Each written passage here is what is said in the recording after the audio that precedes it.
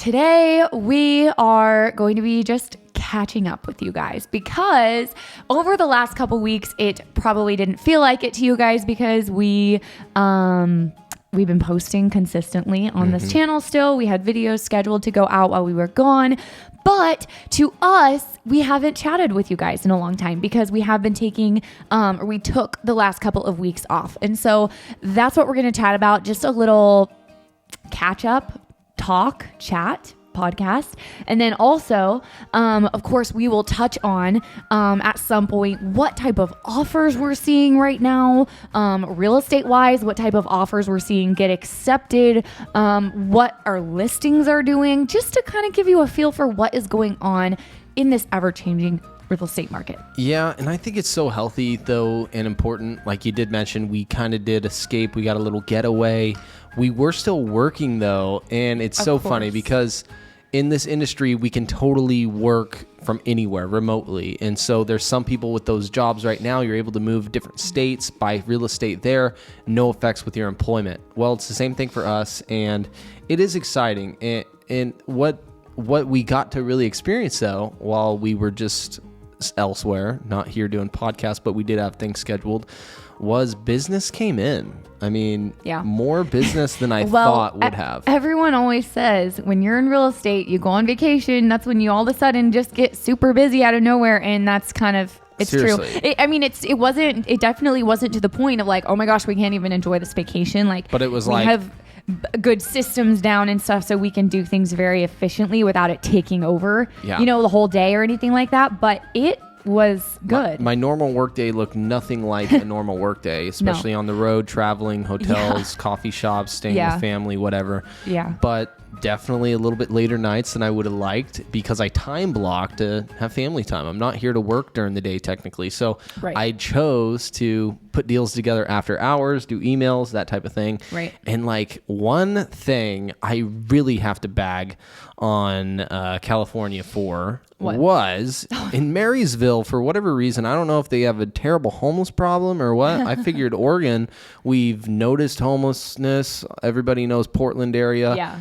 I've never dealt with going into a McDonald's, a Starbucks, a Jack in the Box, anywhere where usually they offer free Wi-Fi and internet, but not even Wi-Fi and internet, just an outlet. Like to plug in your phone to work from or your laptop. I mean, Starbucks didn't even have outlets that I could plug my laptop into. So of course my laptop was dead and it's going on like 8:30 at night. And I'm like, oh my gosh, I really need to like get these signatures and put this deal to paper. It was probably just that particular area. Because I know even like close by, I've worked at Starbucks is like in nearby towns and they've had plugins. I could not believe that though. So I had to bring that to your guys' attention. Marysville, pick it up, change your ordinance, do something with your population, but probably because no one goes there. Your outlets. Oh my gosh. It was not about the internet. It was more about the outlets. The outlets at the restaurants. I had no power. And they told you it was because of homelessness. Yeah, I guess the whole city. Interesting. I've never heard of. They put covers. But what would the point? Outlets. What's the point of like so not people having, don't just sit in there? I figured a homeless man with like their phone charger or something. Like what? I don't understand. I guess it made no sense, but it was very inconvenient and it was frustrating. So I drove 15 minutes away. Went to a nicer location, I guess, Starbucks wise, and did my work elsewhere. Oh my gosh! Yeah. Wow.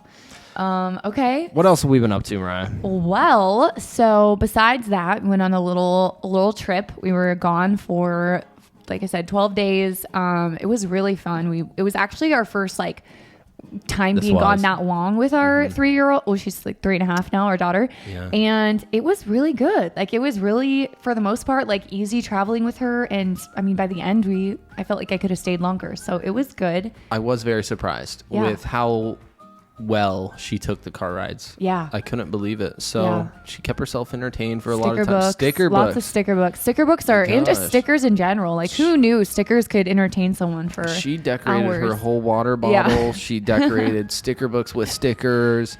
Stickers are a lifesaver. I've never, but then also she listened to audio stuff. So on she YouTube, didn't even need a screen. On YouTube, you can just type in like kids audiobooks and it's free. And they have so many different, it's like basically someone's reading to them or just like an audiobook story, whatever, read aloud. And that was very entertaining in the car. So that was nice too. Yeah, that was fun. Yeah, that was fun. It was a good time. We got some shutters on our house. Woo-hoo. That's fairly new. That's a real estate upgrade. A little bit real estate related here, trying to keep things in the real estate zone, I guess you could say.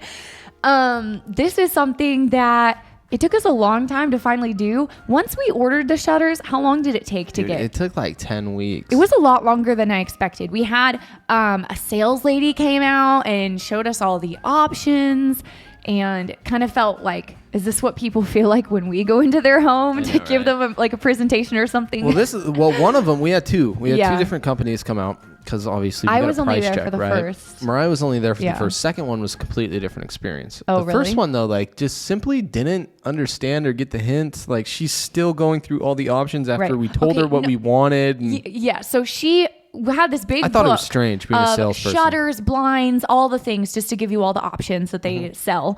And we made it very clear. We know what we want. We only want to look at this one specific, like, we're on a very short time crunch here. We're not trying to just sit here all day. But she just felt like she had to give the whole presentation and I was like, no, I've already told you I want this one, this color. We don't need to see it all. It's fine. Just go measure the windows and create me a quote. We're good.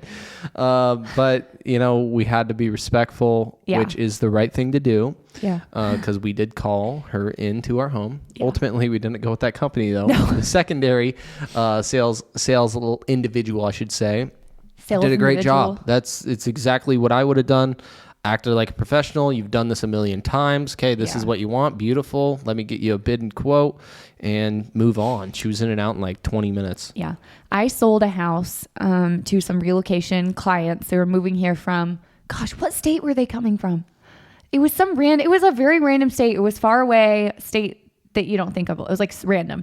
Rhode Island. No, not that one. And they'd never been to Oregon before. And they moved to Albany and loved it, by the way, after coming. They have no regrets. But this house that they bought it was a 1990s built house, and it'd been totally remodeled. But one of the big things and it had been remodeled to the point where, like, some houses, they're remodeled, but they still hold some of the character. I don't know. I don't want to call 90s homes character because it's not. I'm talking like older homes. So you know what I mean, though? Like, you can tell they've been remodeled. It's crazy. 90s but this homes are 30 years old now. I know. Isn't that weird? Ugh. But this house was built in the 90s, and you would have had no idea. Like, no detail was not updated on this home. You would have thought it was like brand new or something. It was beautiful. But one of the things about the home is there was shutters all over the inside. And from then on, it really just made me fall in love with shutters. And that was the first time when I was like, man, I want to have shutters in my house someday. And now, like 3 years later, we finally put some in. We did it,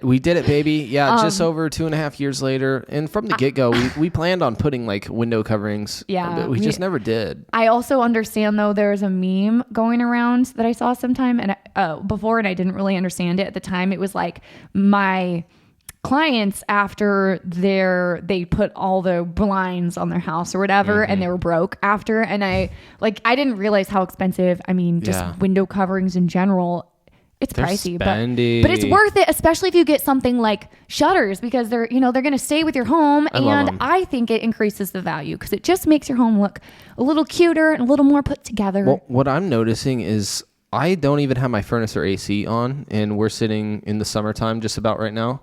And our house is staying so much cooler. Oh yeah, it helps with the insulation. Yes. Maybe I'm crazy, and I've heard my insulation is just decent because I just had insulation blown in the attic spaces probably 5 months back. But I've totally noticed with our window coverings down throughout the day, our house stays cool as a cucumber. Because before we were like, we literally had no covers on our windows. Like, we would literally just like every window, and there's a lot of windows in our house, and we don't live in a secluded area where like no one can see us. Right. But we just, I don't know. I've never really cared. Yeah. We like natural light a lot. If you're thinking about shutters, yes, try it. If you're thinking get a bid. Shutters. Sit on it for a while. Yes. Okay. So another thing is, let's just take a moment to talk about your listing that you just listed. So he listed this beautiful, unique, rare property. I say rare because in our area, this is the type of property that a lot of buyers that come to us want, but it's very hard to find because it's not every day they come up. And so let's just take a minute. You listed it the day we left. Yeah. And what crazy. happened, just to give people a feel for what's going on in the market. Yeah, so this is like a simple market update, but also just past sales experience that I've gone through. So it really set me back in time like 3 years ago, 2020 era. Oh, because oh my gosh, I had so much like activity on this home. This was one of the hottest homes, I believe, in the Mid-Willamette Valley here in Oregon. I had over like 20 showings in 3 or 4 days. And remind you guys, we had just left. So I put my sign up, doors secure, the keys there, brokers are ready for access, and photos are uploaded. Next day we leave right on in the morning. Calls come flooding in. And so I start making lists with my sellers, scheduling, showings for Friday, Saturday, Sunday. Sunday got fully booked up. And then I start receiving offers at that point. And I'm like, oh my goodness. Like, I knew strategically we had to play with the sales price. We weren't terribly underpriced, but into consideration, the property itself's on 2.5 acres, technically, with 2 separate shops, a bonus room in the house, 3-bed, 2-bath type situation, single story. But the area, I just believe everybody wants to live in right now. And so for that sales price, we were just looking at it and saying, there's nothing really out there. Let's start at this price. And what was it listed at? It was at $560,000. $560. Okay. In a smaller town, rural town. 10 minutes from town. Salem, though. Mm-hmm. 10 minutes from Salem, so you hit Highway 22, you're there. It's a straight shot. Mm-hmm. But the school district itself is really desirable, and I also am a head high school wrestling coach in the school district. So it's the community I grew up in, so it's another emotional side where I love bringing people into the community that we grew up in. But the activity on this listing simply did this. It surprised me. We all hear it. Interest rates are above 7%, and I just wasn't sure. It was like a coin toss. Like, this is either going to go or it's not. It's a make or break moment here, and it totally overperformed and outdid itself. I mean, the highest offer I had, which was an unrealistic offer, but I loved it because I get to brag about it now. It was up to $650,000, and I couldn't believe it because we're listed at $560,000.